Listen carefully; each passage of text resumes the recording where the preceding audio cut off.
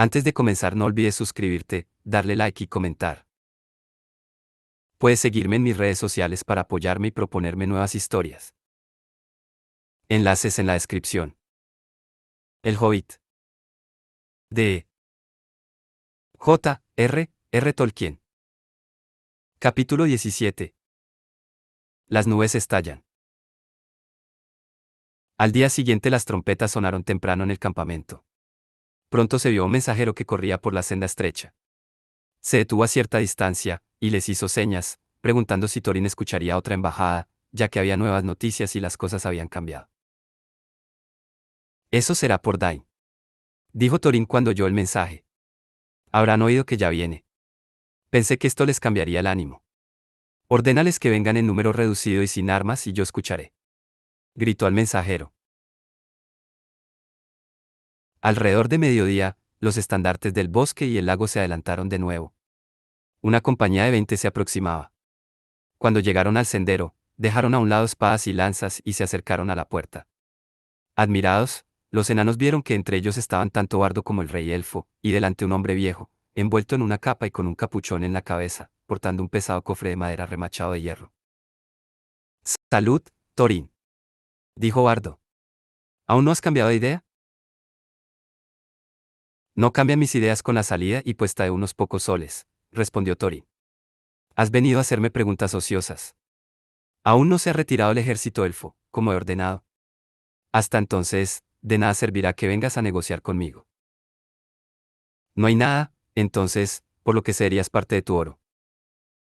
Nada que tú y tus amigos podáis ofrecerme. ¿Qué hay de la piedra del arca de Train? Dijo Bardo, y en ese momento el hombre viejo abrió el cofre y mostró en alto la joya. La luz brotó de la mano del viejo, brillante y blanca en la mañana. Thorin se quedó entonces mudo de asombro y confusión.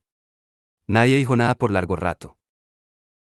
Luego Thorin habló, con una voz ronca de cólera.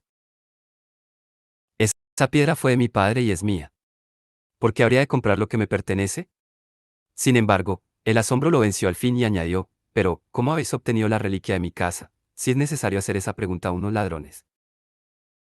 No somos ladrones, respondió Bardo. Lo tuyo te lo devolveremos a cambio de lo nuestro.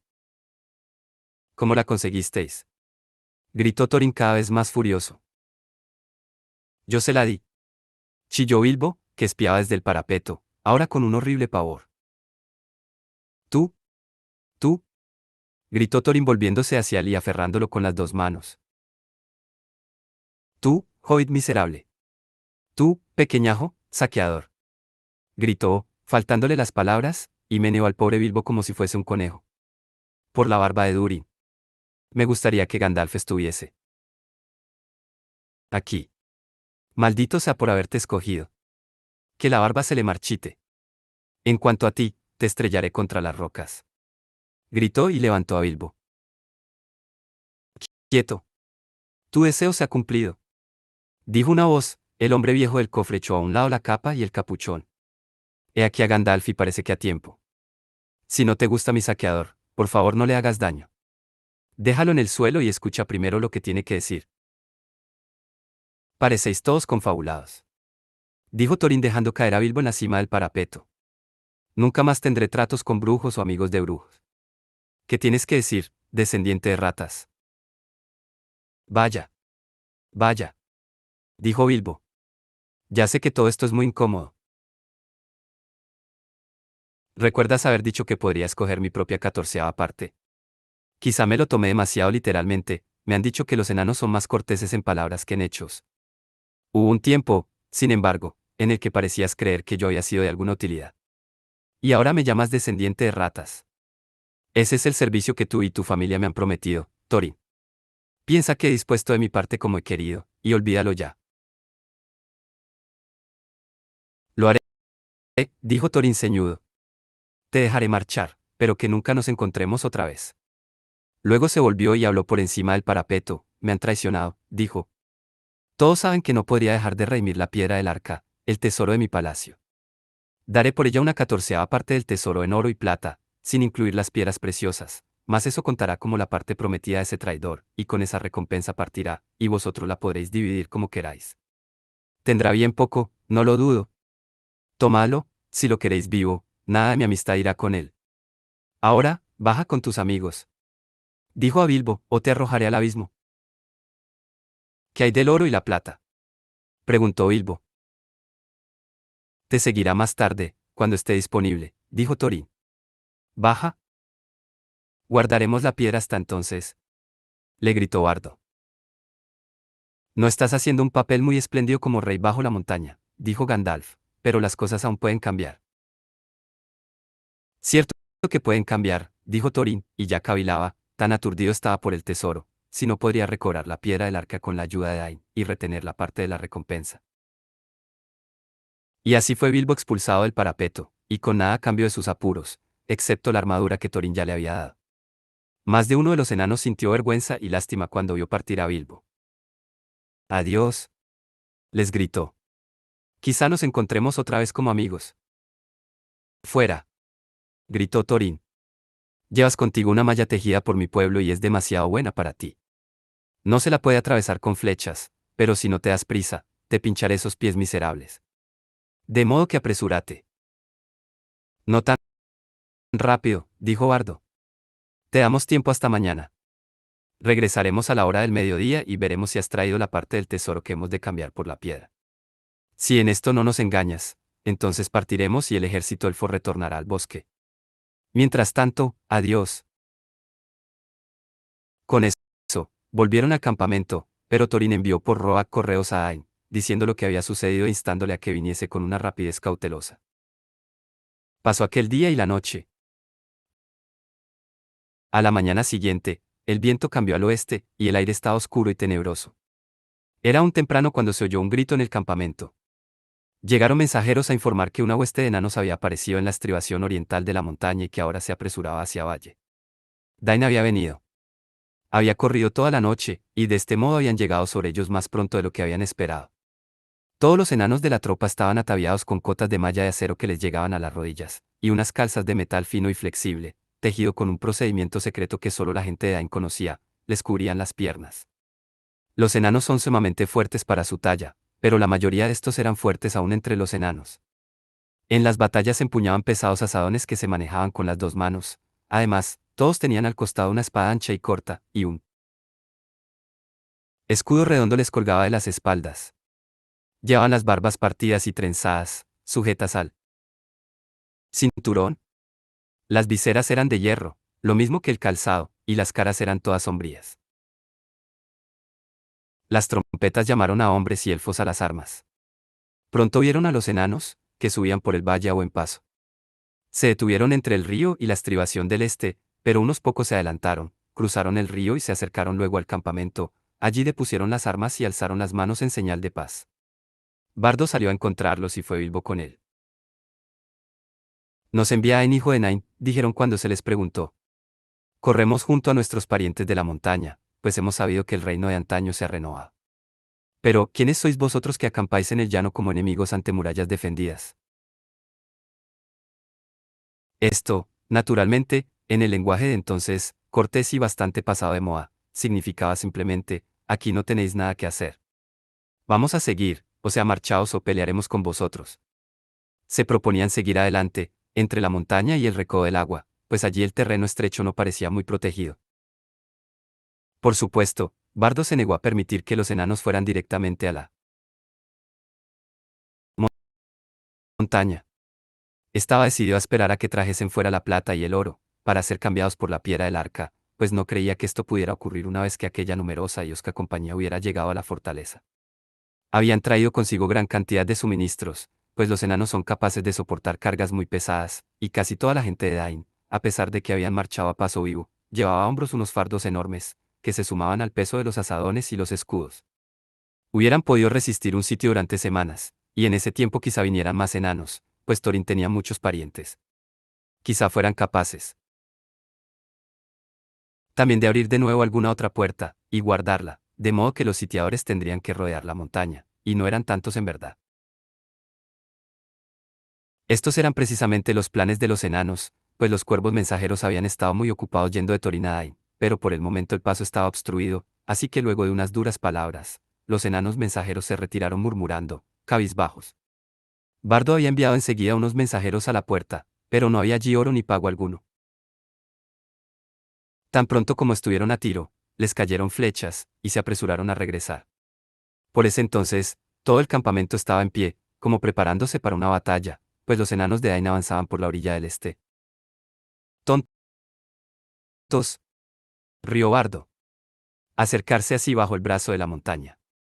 No entienden de guerra a campo abierto, aunque sepan guerrear en las minas.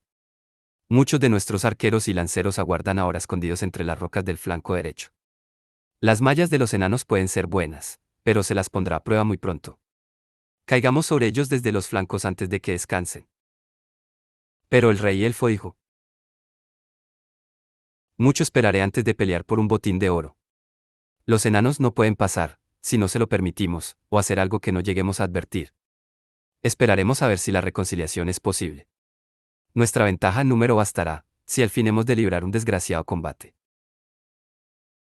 Pero estas circunstancias no tenían en cuenta a los enanos. Saber que la piedra del arca estaba en manos de los sitiadores, les inflamaba los corazones, sospecharon además que Bardo y sus amigos titubeaban, y decidieron atacar cuanto antes. De pronto, sin aviso, los enanos se desplegaron en silencio. Los arcos chasquearon y las flechas silbaron. La batalla iba a comenzar. Pero todavía más pronto, una sombra creció con terrible rapidez. Una nube negra cubrió el cielo. El trueno invernal rodó en un viento huracanado, rugió y retumbó en la montaña y relampagueó en la cima. Y por debajo del trueno se pudo ver otra oscuridad, que se adelantaba en un torbellino, pero esta oscuridad no llegó con el viento, llegó desde el norte, como una inmensa nube de pájaros, tan densa que no había luz entre las alas. «Deteneos», gritó Gandalf, que apareció de repente y esperó de pie y solo, con los brazos levantados, entre los enanos que venían y las filas que los aguardaban. «Deteneos», dijo con voz de trueno, y la vara se le encendió con una luz súbita como el rayo. «El terror ha caído sobre vosotros. ¡Ay! Ha llegado más rápido de lo que yo había supuesto. Los rasgos están sobre vosotros. Ahí llega Volgo del Norte, hijo de Azog, cuyo padre, Dain, mataste en Moria, hace tiempo.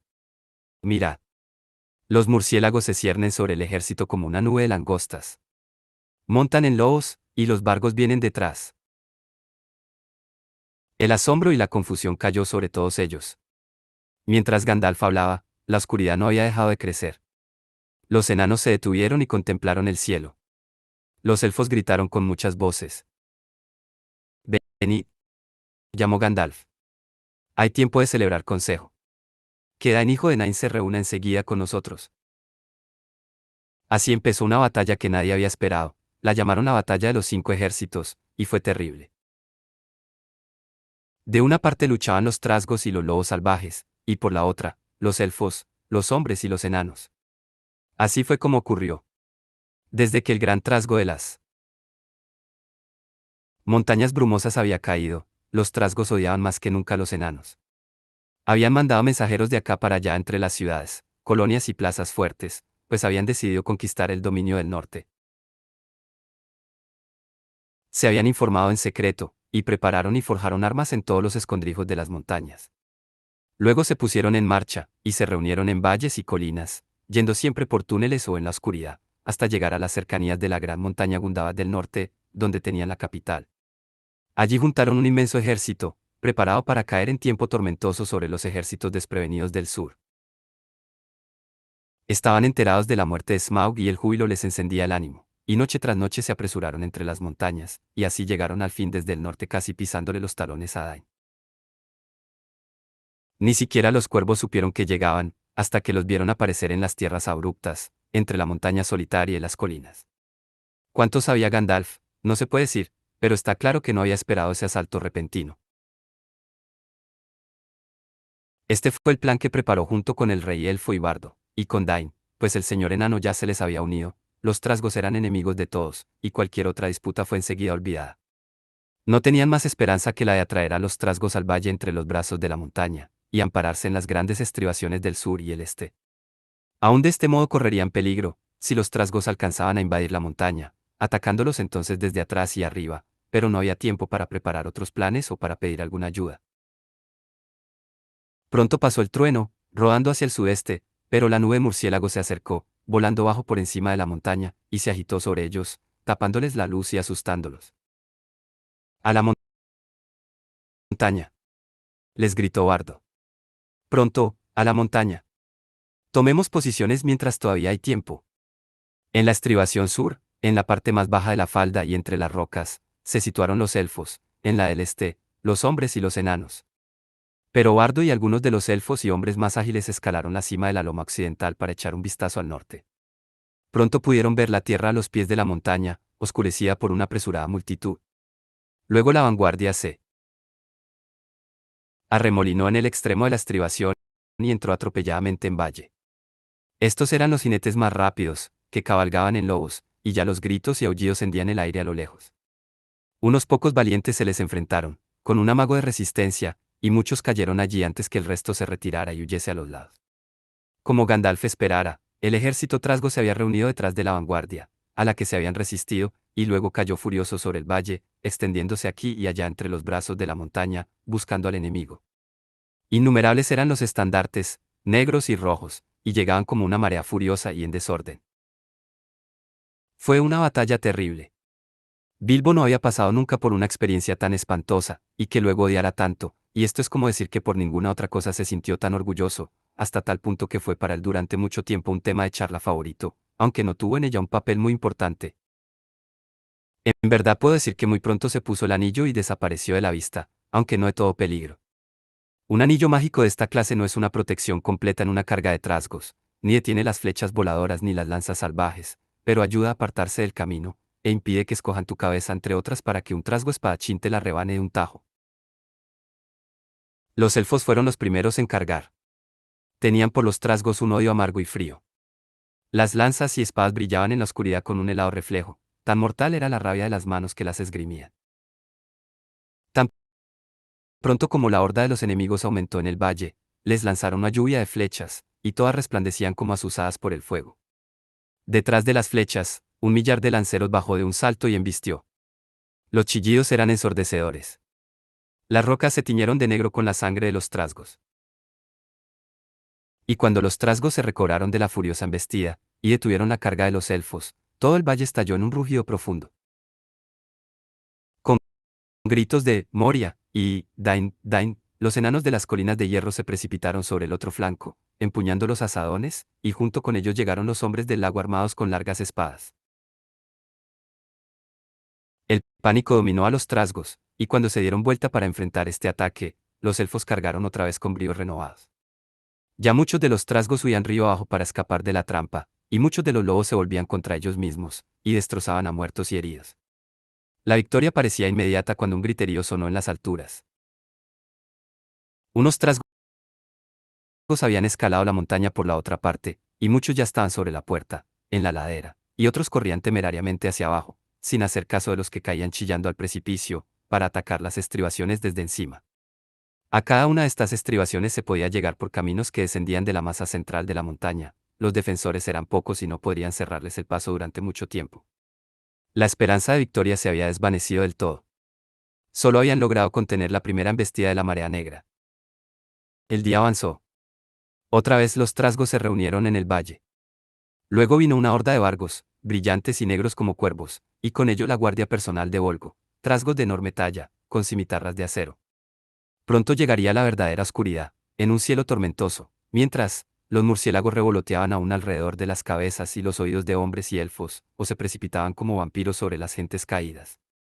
Bardo luchaba aún defendiendo la estribación del este, y sin embargo retrocedía poco a poco. Los señores elfos estaban en la nave del brazo sur, alrededor del rey, cerca del puesto de observación de la colina del Cuervo. De súbito se oyó un clamor, y desde la puerta llamó una trompeta. Habían olvidado a Thorin. Parte del muro, movido por palancas, se desplomó hacia afuera cayendo con estrépito en la laguna. El rey bajo la montaña apareció en el umbral, y sus compañeros lo siguieron. Las capas y capuchones habían desaparecido, llevaban brillantes armaduras y una luz roja les brillaba en los ojos. El gran enano centelleaba en la oscuridad como oro en un fuego mortecino. Los trasgos arrojaron rocas desde lo alto, pero los enanos siguieron adelante, saltaron hasta el pie de la cascada y corrieron a la batalla. Lobos y jinetes caían o huían ante ellos. Thorin manejaba el hacha con mandobles poderosos, y nada parecía lastimarlo. A mí.